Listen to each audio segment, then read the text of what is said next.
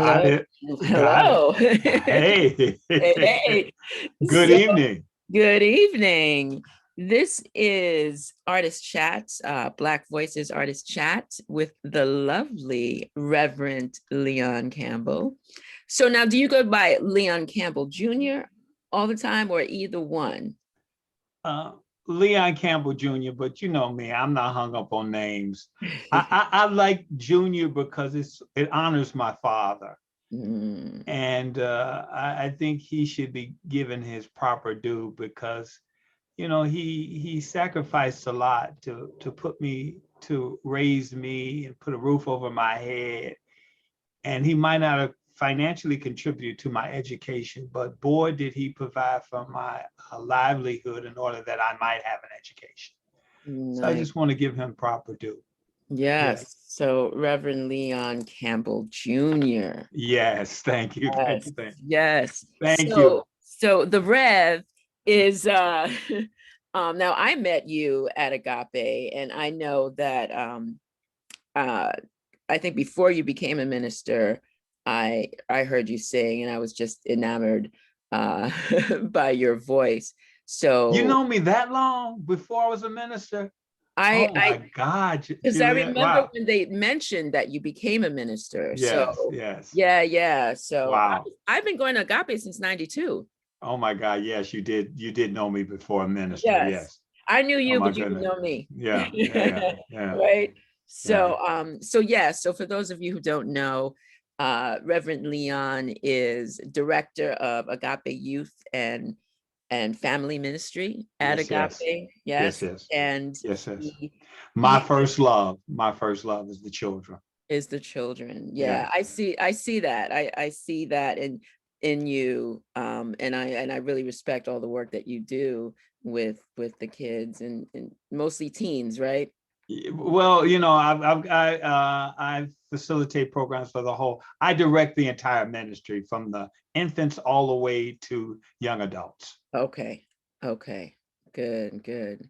And so in that work, what would you say has been the most rewarding? Oh man, just being with vulnerability, being with these beings who have integrity, who are just pure love, Mhm. and I learned so much from that. I know you hear that from people, but again, being in their presence because you cannot fake it. You know, being in their presence, it teaches me a lot. And I get a chance to fine tune the teaching. I get to fine tune being an example because if you're not an example, they're going to call you on it. You Mhm. know, like adults, they'll come to your program and they'll be polite. They won't return, but the children will let you know by their behavior immediately Mhm. where you stand and if you're registering with them and if what you're doing, what you're saying is cool. And Mhm. so they give me an opportunity to let me know that because see, the real teacher and the teaching happens not in the classroom. It starts in traffic. It starts your relationship with your significant other. It starts in your relationship outside of this classroom. So Mhm. you get in the classroom, you can't fake that. You can't Right, fake that. right, right. You bring it with you, Yeah, because they know you're whether not or not. authentic. They'll let you Mhm. know when you're authentic. Yes. Yes, Yeah. No, that's true. Well, I don't know if you know that I work with I do. Puyo I do. Associates. Yes. Yes. So yes, so it's been very rewarding as well for me. Um, so you are performing a one-man show, Yes. Yes. and Yes. it's Yes. entitled Daily Beloved, by the way, which Yeah. is named after your debut album, which is entitled Daily Beloved Songs, Sonnets, and And Stories. stories. Yes. Yes, yes. So let's talk a little bit about Daily Beloved and Well, how that all came about. Dearly Beloved was an offshoot of letters that I wrote as a preteen and a teenager, and especially as a young adult. Mhm. I wrote these letters, and they were basically questions to the Most High. You know, I didn't know how to describe God, and I didn't know what God was, but I just knew that there was something that intervenes into our lives, that Mhm. is a part of our lives. And I started writing these letters, hopefully to get answers to these deep, deep-seated questions. And so and they turned into love letters. They turned into a place where I can go just to get some type of relief. And I would just sit and I would just write poetry. I would, and I came to find out that I wasn't the only one writing letters, that people throughout history, especially mystical people, poets like Rumi and Hafez and all these people were writing these poems, these spiritual poems to God. And I didn't know if they were spiritual or not, but again, I started to develop them over time. Mm-hmm. And the things that I would learn, I would begin to share. And so, and so I kept these letters for years. And so when I got the opportunity to record music, and I thought I was just going to do an album of remakes. I thought I was just going to do some Donny Hathaway and Sam Cooke songs. But the producer said to me, he says, no, you're going to write these songs. And I said, I've never did this before. But when I thought about these letters, I said, oh my God, yes. Right. And so they became these beautiful letters to God. And so I heard Prince say one day, dearly beloved, we gather here today. And I said, that's the name of the album, Dearly Beloved. Mm-hmm. Yeah. To get through this thing called life. That's This what, thing, right? Yeah, remember that? Yeah, I From do. Go Crazy, Uh-huh. Yeah. Yeah. And so that's where that came from. Wow. Wow. I love it. And so how has the process been for you in creating this one-man show now? It's been remarkable. I Mhm. keep running into all these God ordained talented people like yourself Oh, thank who you. called me and said, hey man, would you be interested? Because you do a one-man show every time you speak. You get up there and you do poetry, you start singing songs, you speak. And I thought about that. I said, wow. And so I said, yeah. And before I know it, I sat down and Mhm. all these poetic this poetic dialogue started to pour through me, and then songs started to pour through me, and then I began to see that there was this coming together of the like they say, the voices of heaven were saying, we need an outlet. And see, one of the things that I try to encourage people is that the spirit needs an outlet. Mhm. And to express, to inspire, to uplift, to pray. It needs an outlet. And I years ago, I just made up my mind that choose me, oh God. I want to be that outlet for more love, more peace, more joy, more beauty. And that's the hallmark of what agape teaches, that we are to be used, where before that there was this belief that we are to use God, that this God was our personal Santa Claus and UPS person, but Mm. we are to be used by God. And so Yeah. that's what I pride myself in on this show. I wanted to be used. And so all these beautiful poetry and songs start to pour through. And I recently got together with a real good friend of mine who I think is a legend in the music industry, and that's Brenda Lee Ager. And she helped me arrange some of these songs. And she looked at the words and she was like, wow. Like, for instance, we did a song, Dear God, which opens the piece. And when I brought her the words, she said, you would end a letter with sincerely yours truly. And she started to sing, sincerely yours truly. And I said, wow. And she was like, sincerely yours truly. And we signed it me.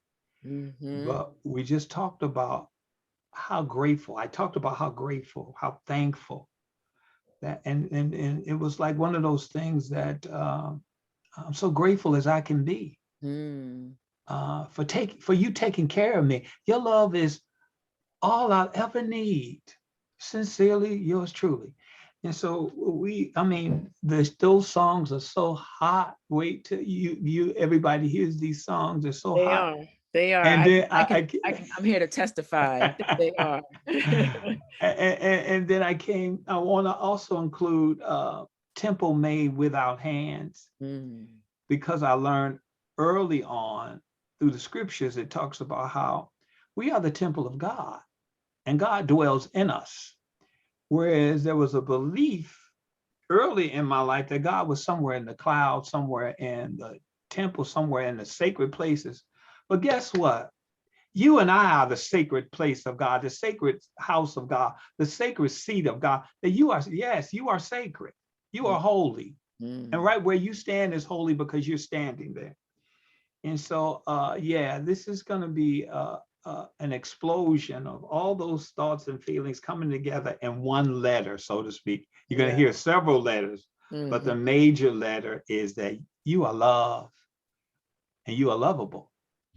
And never discount how much you mean, not only to the universe, the world, but you are so valuable to God. You are so valuable. I love the statement, and I love the statement that goes, without God, we cannot. Without us, God will not. I love that. I just love that statement. I love that statement. And, so here I am thinking I'm going to get some insights, as I'm interviewing you, and you're preaching, like you're dropping Well, some I can't help it. Can't help it, right? I can't help it. But it's beautiful. But the thing is, beyond that, your story, people are gonna, when they come to this show, they're gonna get a sense of you, right? They're gonna hear about your story and your life story, things that you've gone through, as well as being moved and inspired by your connection with God and all of that. So a lot of people will come to the show and not only be uplifted and moved, but I think that they're going to find things that they can relate to in it. Yes. Well, yes. My goal is to have this be your story also. In other words, I want to be able to be an example of perseverance, hope, vulnerability, integrity. I want this to be like it's an open letter. I want it to be an open book about my relationship with God. Yes. And no matter what you have experienced in life, because we've all experienced some horrible stuff. And I want people to know that it's just an experience. And you can leave the experience in the past if you choose to. Many of us choose to take it with us, but it's just an experience. And it has no indictment. It has no final word about you. You could still make it. You can do still what you plan to do. I talk about how I was a horrible student in my early part of my life, but when I got to college, something happened, and I just got these insights, and I was able to excel. That I graduated not only through City College with honors, but I graduated with Columbia College, and most artists and journalists, etc., they know about Columbia in Chicago, well-known school. And I graduated there with honors. And so it's a story of how you don't give up. Don't throw in the towel. Don't give up. The final word has not been written about you. I don't care what your doctor has said. I don't care what the judge has said. I don't care what anybody has said about you. Don't give up. That's what this story is about. Oh, I love it. Well, I am excited to see you shine on that stage, and having worked with you from beginning to end, well, beginning to this stage, yeah. no, we're nowhere it's not near it. end, yes, right? yes, Right. Yes, yes, yes. There's so much more that we're going to be doing with this show. But yes. In terms of what the people are going to see on Saturday, I'm really excited for them to experience you in this way, because you're stepping into new territory a little bit. But and Julia, it's important that we as spiritual teachers and guides and practitioners, it's important that we take it outside of the church. because this new generation is not in a rush to jump up and go to go into Sunday church. They're just not. Not when they have this little phone by their side. They can attain the entire world through this phone. So why not their spirituality? Most of them are on the phone.